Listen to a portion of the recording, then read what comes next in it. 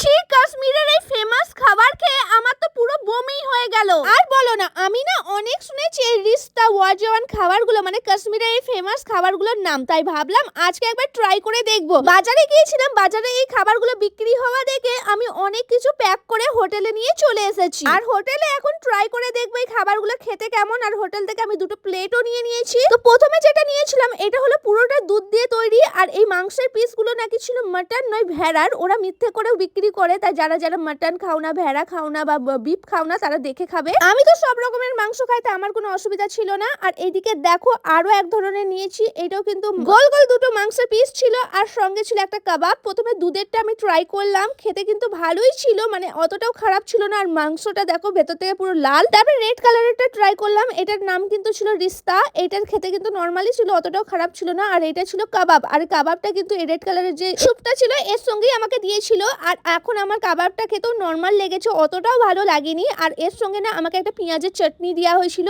আর 5 piece নিয়েছিলাম বলে 5টা রুটিও দেওয়া হয়েছিল। আর গোল গোল যেগুলো আছে না মিট বল, সেইগুলো পার পিস 50 টাকা করে নিয়েছিল। আমি 5 রকমের নিয়েছিলাম, সেটা আমার কাছে নিয়েছিল 250 টাকা। আর এই যে পেঁয়াজের চাটনিটা ছিল না অনেক ঝাল ছিল, মোটামুটি খেতে ভালোই ছিল। ফার্স্ট টাইম আমি এই কাশ্মীরের ফেমাস খাবারটা খেলাম। আর এইদিকে বর বসেছিল, তাই ভাবলাম বরকে একটু দিয়ে দেখি। বর তো একদমই বলে দিল আমি খাবোই না। আমি জানতাম ও কোনোদিন খাবেই না এইসব খাবার। আমি কিন্তু কাবাবটা পুরোটাই খেয়ে নিয়েছিলাম, আর অন্যগুলো খেতেই পারিনি, আমি অন্য কাউকে দিয়ে দিয়েছিলাম। আর স্যুপটা অনেক দিয়েছিল, তাই ভাবলাম খেয়ে দেখি। আর এটা এত টক ছিল কি বলবো, পুরো মুখটা টক টক হয়ে গিয়েছিল, মানে খাওয়াই যাচ্ছিল না।